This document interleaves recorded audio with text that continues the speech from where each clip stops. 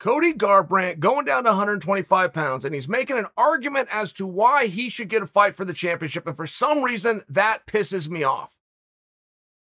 It annoys me, and I can't even put my finger on it. I have a hard time articulating it. Cody Garbrandt, who has the it factor. Remember when Simon Cowell? Remember when American Idol became this thing, and there was this really rude judge, and his name was Simon Cowell. He caught on throughout the whole world. Simon Cowell became a bigger star than anybody that was on the stage on American Idol. But do you guys remember this time frame? And Simon Cowell interview came out and he talked about the it factor. You can have such and such voice and you can have such and such look. You either have it or you don't. And he never took the time to identify it any more than that, but he didn't need to. It is a real thing. And we all knew what Simon meant when he said it or somebody has the it factor. Cody Garbrandt has the it factor. He's a star, period. I don't think any of you disagree with me. And it's not just the fighting. It's not just that backstory where he's bringing that kid along that he put the belt around his waist. It's not just his look, which is unique with the tattoos and the whole bit. It's all of it together. He has it. And the fact that Cody Garbrandt has to argue that he should get a world title fight in a division where he's the only one that anybody would recognize and or know annoys me. It just bothers me. Cody, even as he was leaving to 125, took a shot at Sean O'Malley and said, "Don't worry, Sugar, I'll be back, and maybe by then you'll be in the top 15. And it's one of those things that's making me go, Cody, are you buying into this? Are you buying into the what you're ranked business? Whatever that thing he said to Sean was, are you buying into that? Because if you do, it's a two-way mirror, and you got to put it in front of yourself as well. And I don't know what Cody's ranked, but I don't care. He has the it factor. He's a former champion of the world. He's the only guy at 125 pounds who I would recognize. That's damn near a literal statement. Damn near. I would know Figueiredo. I would, of course, know Moreno. You have Cody Garbrandt. Help me out, guys. Throw me a name. Not trying to be a jerk about it. Throw me a name. And if you are recognizable within this sport, you have done your job. Not if you got somebody in a room anonymously, allegedly on Tuesdays, who puts a ranking next to your name. That is not an achievement. That's a byproduct of the achievement. If you are a known commodity who people want to see, and by the way, when they look at you, they know what your name is and what it is that you do for a living, you've succeeded. And if more people recognize you and more people know what you do for a living just by looking at you and they know your name, more than the guy standing next to you, you're in front of him. Regardless of what an anonymous person every Tuesday, allegedly by 8 a.m., puts next to your name. That cannot be an achievement. That cannot be looked at as an achievement. We as a community cannot allow that in. These aren't just Chael's rules. When I tell you that rankings don't matter and I don't know where to find them, that's a true statement. I'm going to take Cody at his word that Sugar Sean's not ranked. That would surprise me. I would find that to be ridiculous, particularly around the fact that Sean is like 15-1, and that one has a question mark next to it. I mean, in terms of he was injured or hurt, that would surprise me. You got a guy that's 15-1 and he's signed to a major organization and he doesn't have a ranking. I would find that surprising. But I don't choose to argue it because there's a point of which shouldn't exist anyway. The rankings were never created for fighters. They were never created for matchmakers. Well, here's how we're going to do it, and this guy's going to fight with this guy because this number says, and it's closer to it. Never. They were created for people like me. 100%. A ranking is a talking point. It's something that gives you a good indicator. It's a pat on the back for a level of success to get the ranking. But moreover, it creates controversy, which gives people like me who are sitting on their ass something to talk about. The fighters have somehow brought rankings into it. Cody Garbrandt should be fighting for a world title. Oh, Chael, how do you get to that conclusion? Because I know who in the hell he is, and so do you. That's why. And if somebody's better than him, then they should be more known. Do I have any arguments? Is there any part of that that doesn't make absolute sense? Well, I can't go to the gym, and I can't train for that, and I can't sit down with the team, and I can't prepare for that. How can you not? What are you talking about? Of course you can. Sure you can. Does Cody get extra credit because he's got cool tattoos that other guys don't have? Sure he does. He's got a cool hair. He puts little beady eyes on you as he walks to the ring and he looks like a scary guy. Yes, he gets credit for that. Yes. Your coach didn't share that with you? Your coach made you think this is all about, can you close your hand and move it in a forward direction? Can you feint first? Can you slip out of the way when the other guy does it? Then your coach failed you. Those are the real rules. That's the way this game has been played and will continue to be played throughout time. And the fighters, and Cody, who I'm here defending, is guilty of this. Cody is now talking about rankings. Who gives a goddamn? Nobody knows what those are. Nobody was designed to. You can't sell a pay-per-view based on your ranking. You can based on your appeal. You can't get a fight based on your ranking. You can based on your appeal. You can't get a paycheck based on your ranking. You can because of your appeal. But there is no catalog anywhere that can get recognized. There's no .com anywhere. There's no publication anywhere that can talk about a person because of their marketability and or their appeal. You've got to figure that out on your own. Generally, the top guys have it figured out, but now I'm talking about a top guy who apparently doesn't have it figured out. Cody gets to fight for the world title. Why? Because he's a former world champion. That's why. Because he's never been in the weight class yet. That's why. Because everybody's going to stop and tune in to see how he does. That's why. That's it.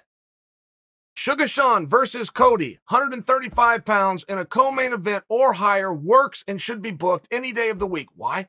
People know who they are. They both succeeded. They both won. And to let a false number put next to your name who was never designed in the first place, in the best of intentions, it was still designed for people like me to have something to talk about. To allow a false person hidden in a room that won't even put their own name next to it, to add validity and power to that person is insane. We don't know who does it. We don't know if there's a board that does it. We don't know if they're culpable, reasonable adults. We don't know if they're male or female, if they're licensed by any jurisdiction, if they have anything to do with the sport at all, but fighters continue to give them power, and whatever name they spit out every Tuesday by 8 a.m. appears to be rules that people, fighters who are supposed to be tough guys, are willing to play with.